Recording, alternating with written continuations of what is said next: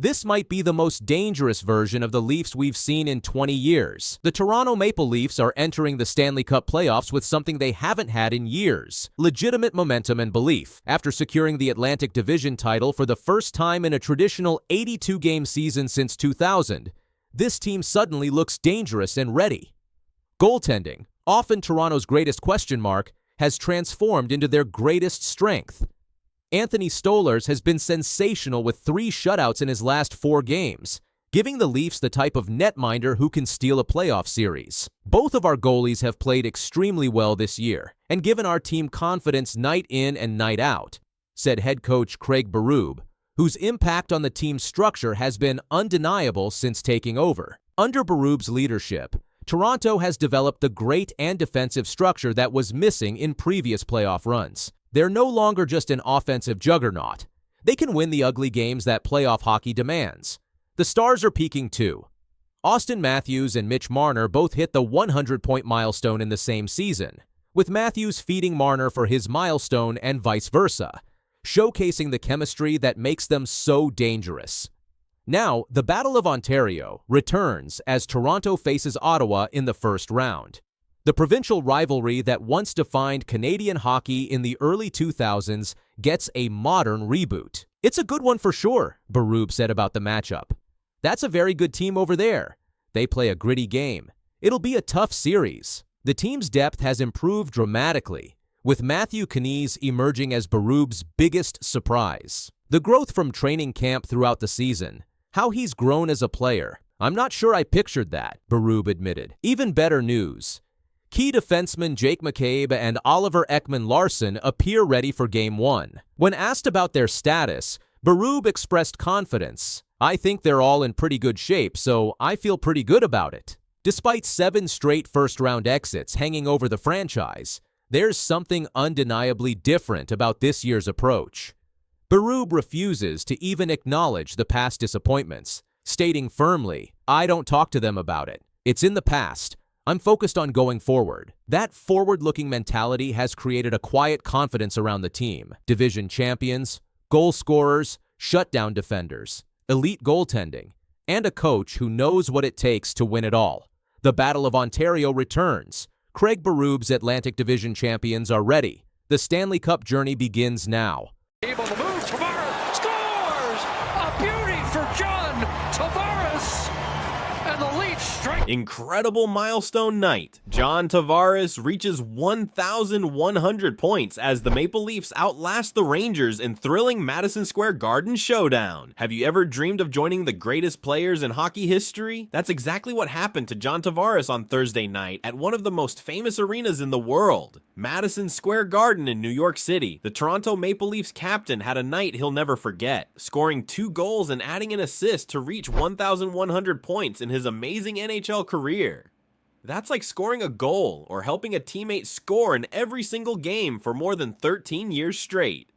When you reach a big number like 1,100 points, it means you've been playing at an incredibly high level for a very long time, said hockey expert Sam Johnson. Only the very best players ever reach that mark. The Maple Leafs needed every bit of Tavares' magic too, as they battled to a nail-biting 4-3 victory over the New York Rangers. The win was Toronto's 3rd in a row, helping them keep pace in the super tight Atlantic Division race. The action started in the first period when Tavares gave Toronto an early lead. Racing down the ice on a rush, he fired a perfect one-timer from the left face-off circle that zoomed past Rangers goalie Igor Shesterkin. Jake McCabe made the perfect pass, while William Nylander started the play and earned his 600th NHL assist. But the Rangers weren't going to just roll over. With less than a minute left in the first period, Will Borgen tied the game 1-1 with a shot that somehow snuck through Maple Leafs goalie Anthony Stolarz. Just when it looked like the period would end tied, Bobby McMahon tipped in a shot from McCabe with only 10 seconds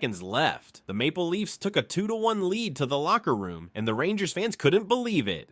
Getting a goal in the final seconds of a period is like finding an extra present on Christmas morning, explained former player Mike Wilson. It gives your team a huge boost of energy and excitement. The Rangers came out flying in the second period. Their superstar Artemi Panarin, known as the Breadman because his last name sounds like Panera, a type of bread, tied the game just 1:22 into the period. He grabbed a rebound and fired it home, making it 2-2 and sending the New York crowd into a frenzy. But this was Tavares' night to shine. Just a few minutes later, he scored his second goal of the game and the 1,100th point of his career. Standing in the right circle, he pounced on a rebound from another McCabe shot and buried it behind Shesterkin. The Maple Leafs bench erupted in celebration, knowing their captain had just joined an exclusive club of only 8 active NHL players with 1,100 or more points. "I remember watching John Tavares when I was a kid," said teammate Matthew Nays. "And now I'm on the ice when he reaches this amazing milestone. It's something I'll tell my kids about someday." Nees would have more to tell those future kids because he scored Toronto's 4th goal midway through the second period. After Rangers defenders K'Andre Miller and Adam Fox couldn't connect on a simple pass, Nylander snatched the puck, circled behind the net, and found Nees wide open. He fired it into the net, giving Toronto a 4-2 lead. The Rangers weren't done fighting though. With just 35 seconds left in the game, Chris Kreider tipped in a shot from Panarin to make it 4-3. The Garden was rocking as the Rangers desperately tried to tie the game, but Anthony Stolarz and the Maple Leafs held strong. When the final buzzer sounded, Toronto had earned a huge road win and their 3rd straight victory. The Rangers, meanwhile, lost their 3rd game in a row and remain outside the playoff picture in the Eastern Conference. "This is how playoff hockey feels," said Maple Leafs coach Craig Berube. "Every shift matters. Every play can change the game. I'm proud of how our guys battled tonight. For Tavares, the milestone was sweet, but the win was even better." "Individual achievements are nice, but winning as a team is what really matters," he said with a smile. "We're playing good hockey at the right time of year." As for the Rangers, they'll need to turn things around quickly if they want to make the playoffs. "We showed we can play with one of the best teams in the league," said Rangers captain Jacob Trouba. "But we need to start turning these close games into wins." So remember kids, no matter if you're just starting to play hockey or dreaming of the NHL, with enough hard work and dedication, maybe someday you'll join John Tavares in the 1,100 point club. Take down the enemy. Gloves are off. This is reminiscent of the old days. The big boys have come to play. McDavid scores. Remember the Winnipeg Jets from a couple months ago? The team that was the toast of the NHL, sitting on top of the standings looking like an unstoppable force with the best goaltender in the league? Yeah, that same team just got steamrolled in the first round of the playoffs by the Colorado Avalanche in 5 games. Not exactly the storybook-ending Jets fans were hoping for after one of the most dominant regular seasons in franchise history. So what the hell happened? How does a team go from potentially winning the President's Trophy to getting bounced in the first round? Let's take a deeper look at the collapse of the Winnipeg Jets and try to make sense of this playoff disaster. First, let's remember just how good this Jets team was in the regular season. At the All-Star break, Winnipeg was 32-9-5, good for 69 points in just 46 games. They were on pace for 123 points, which would have been the best in franchise history by a country mile. Connor Hellebuyck was putting up video game numbers with a .25 save percentage and multiple shutouts. This team looked like they were built for a deep playoff run. The defense was suffocating, the offense was clicking, and the special teams were humming. Remember that power play? It was a thing of beauty, with Nikolai Ehlers and Mark Scheifele running that near-perfect 1-3-1 formation, shifting positions to create those cross-ice one-timers that goalies had no chance on. The penalty kill was just as good, with players willing to sacrifice their bodies to block shots and keep Hellebuyck's workload manageable. And that's what made this team so damn impressive. They didn't rely solely on Hellebuyck to win games. They had that balanced attack with Gabriel Vilardi emerging as a legitimate top 6 forward. The young guys like Cole Perfetti were taking the next step, and vets like Adam Lowry were playing the best hockey of their careers. But if we're being honest with ourselves, there were warning signs heading into the playoffs. After that blistering first half, the Jets went 19-16-3 the rest of the way. That's essentially a .500 hockey team, which isn't going to scare anybody in the playoffs. The offense, which looked so dynamic early in the season, dried up.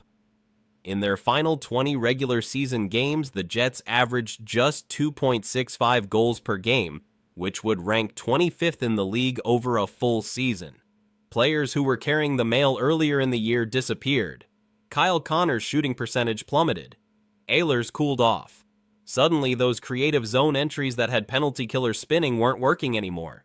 Defensively, the team was still solid.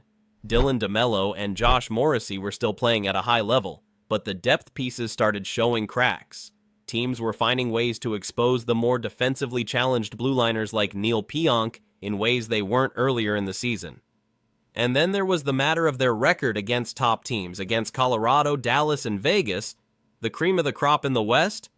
The Jets went a combined 4-8-1 in the regular season. Not exactly inspiring confidence for a potential playoff matchup. When the playoffs rolled around, we all wondered which Jets team would show up, the world beaters from the first half or the mediocre squad from the second half. Unfortunately for Winnipeg fans, it was the latter. Game 1 gave false hope. The Jets came out flying, won 7-6 in a wild back-and-forth affair that had Rick Bowness looking like he was about to have a heart attack on the bench. But even in victory, the warning signs were there.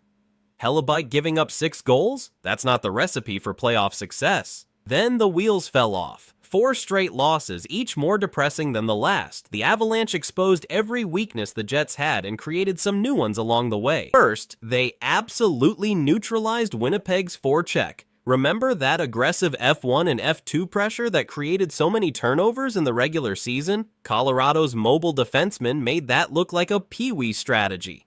Cale Makar and Devin Toews were breaking the puck out with ease, making the Jets forwards look like they were skating in quicksand. Then there was the matter of the special teams. That once lethal Jets power play went an abysmal 2 for 18 in the series. A success rate of 11.1% isn't going to cut it in the playoffs. Things were going and just felt like he could have made a difference. Here's McDavid up top. Emerson, a shot, he scores! And there's 100 points for Connor McDavid! Wait, McDavid just did what? Only 3 players in NHL history have ever pulled this off, despite he missed 15 games this season.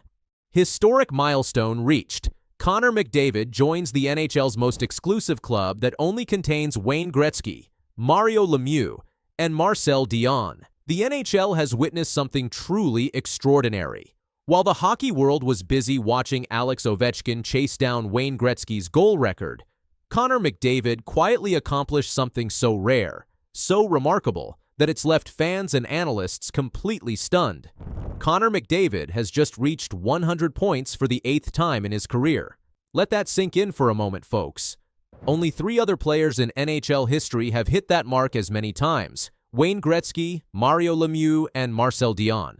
These aren't just Hall of Famers. These are the mythical figures of our sport, the names whispered with reverence in hockey circles worldwide. But what makes this accomplishment truly shocking? McDavid pulled this off while missing 15 games this season due to injury and suspension. That's nearly 20% of the entire NHL schedule. Just think about the scoring pace required to hit 100 points in only 67 games. Sportsnet's Mark Spector couldn't contain his amazement, posting, "There's 100 points for McDavid. A simple pass back to Emberson, who scores from distance. Only others with 8 100-point seasons: Marcel Dionne, Mario Lemieux, and Wayne Gretzky." The milestone came early in Wednesday night's game against the San Jose Sharks. McDavid, skating with Jeff Skinner and Connor Brown, cycled the puck masterfully in the offensive zone before sending it back to Ty Emberson at the point. When Emberson's shot found the back of the net just 8:20 into the game, McDavid had his 100th point, reaching the century mark in Edmonton's final regular season game. What's even more mind-blowing is that this is McDavid's 5th consecutive 100-point season. He's the first player to accomplish this since Steve Yzerman strung together 6 straight back in 1992-93. That's over 30 years ago. To put this in perspective, most of today's NHL stars weren't even born the last time a player maintained this level of offensive dominance. Looking at McDavid's career, the consistency is simply staggering. In his 10 NHL seasons, he's only missed hitting 100 points twice, and both times came under exceptional circumstances. His rookie year was limited to just 45 games due to a broken collarbone. He still managed 48 points. And during the COVID-shortened 2019-20 season, he fell just shy with 97 points in 64 games. While McDavid continues to chase hockey immortality, some are already wondering if he could someday challenge Gretzky's untouchable records. Daily Faceoff's Jason Gregor quickly tempered expectations. McDavid's assist tally? Sitting at 711. But Gretzky, the man was built differently, rocking 1,963 assists. That's a whole galaxy away. Don't see it happening. Yet McDavid has one crucial advantage: time. At just 27 years old, his prime years could still be ahead of him. For comparison, Ovechkin is still breaking records in his late 30s, showing just how long elite players can maintain their dominance in today's NHL. The trophy case already tells the story of McDavid's greatness. 5 Art Ross trophies, 4 Ted Lindsay awards, 3 Hart trophies, plus 1 each of the Rocket Richard Trophy and Conn Smythe Trophy. But as impressive as these individual accolades are, McDavid's focus remains elsewhere. None of these awards, not even another 100-point season, means as much as a Stanley Cup would. With Edmonton finishing 3rd in the Pacific Division and set to face the Los Angeles Kings in the first round, McDavid's hunt for hockey's ultimate prize is about to begin again. We definitely would like better health, and we look like we are getting close to that, Oilers coach Chris Knobloch said after the team's 3-0 victory over San Jose. The majority of the guys are going to be ready for Game 1. With McDavid playing at this level, the Oilers have to be considered serious contenders. After all, we're witnessing something truly rare. A player who doesn't just belong in the conversation with Gretzky, Lemieux, and the other legends of the game. He's actively joining their most exclusive clubs. As the Stanley Cup playoffs begin, one thing is certain. Connor McDavid isn't just chasing history. He's writing it with every shift, every assist, and every time he steps onto the ice. And the hockey world can't wait to see what he does next.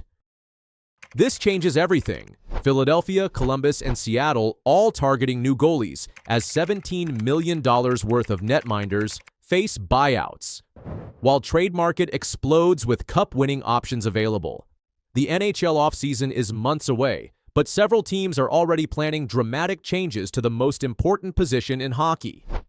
As the regular season concludes this week, front offices around the league are preparing for what could be the most active goaltending carousel in recent memory. 3 teams in particular, the Philadelphia Flyers, Columbus Blue Jackets, and Seattle Kraken, are facing critical decisions that could reshape their franchises for years to come. With playoff hopes dashed or fading fast, these organizations are looking toward next season with one question in mind: who will be their goaltender of the future? In Philadelphia, the numbers tell a devastating story. The Flyers currently own the NHL's worst save percentage at a dismal .879, placing them dead last among all 32 teams. Their goals against average of 3.44 ranks 5th worst league-wide. The departure of Carter Hart under troubling circumstances left a void that Alexei Kolosov, Ivan Fedotov, and Samuel Ersson have been unable to fill consistently. When you're giving up that many goals, it doesn't matter how good your offense is, said NHL analyst Mike Johnson. The Flyers simply can't win consistently with goaltending numbers like that. General manager Daniel Briere faces limited options in the free agent market this summer. The most attractive candidates might be Jake Allen of the New Jersey Devils and Frederik Andersen of the Carolina Hurricanes, both experienced veterans with their own question marks. The trade market, however, could offer more promising solutions. John Gibson of the Anaheim Ducks has been a fixture in trade rumors for years. The Pennsylvania native could welcome a move closer to home, though his $6.4 million cap hit through 2026-27 presents financial challenges. An even more intriguing option emerged in recent reports linking Vancouver's Thatcher Demko to the Flyers. Despite finishing second in Vezina Trophy voting last season as one of the NHL's elite goalies, Demko's future in Vancouver became uncertain after the Canucks signed Kevin Lankinen to a 5-year extension. Demko would be a franchise-altering acquisition for Philadelphia, said former NHL goaltender Kevin Weeks. When healthy, he's a top 5 goalie in this league who can steal games and playoff series. In Columbus, the situation is equally dire. the Blue Jackets appear ready to cut ties with Elvis Merzlikins, whose inconsistent play makes him almost impossible to trade, according to team sources. With 2 years remaining on his contract at $5.4 million annually, a buyout seems increasingly likely. The emergence of Jet Greaves, who earned NHL First Star of the Week honors with a perfect .300 record, 1.00 goals against average, and .968 save percentage, offers a glimmer of hope. But team officials remain cautious about elevating the 23-year-old to a starting role without experienced support. Columbus is another team that will be in the market for a proven NHL starter, said NHL insider Elliot Friedman. They've invested too much in rebuilding their defense and forward groups to let goaltending hold them back. Meanwhile, in Seattle, the Kraken appear ready to move on from Philip Grubauer after the 33-year-old lost his starting job to Joey Daccord. With 2 years remaining on his contract at an average annual value of $5.9 million, Grubauer is another buyout candidate. The financial implications are significant. A Grubauer buyout would cost the Kraken $1.983 million in 2025-26, $3.083 million in 2026-27, and $1.683 million annually for the final 2 years, but would free up valuable cap space for a team already committing to Daccord as their starter. This brewing storm in the goaltending market comes as several teams fight desperately for the final playoff spots this season. The Columbus Blue Jackets remain alive in the Eastern Conference race, needing a regulation win against Philadelphia tonight to keep their hopes alive after Montreal's shootout loss to Chicago. In the Western Conference, Minnesota, St. Louis, and Calgary are battling for 2 wild-card positions,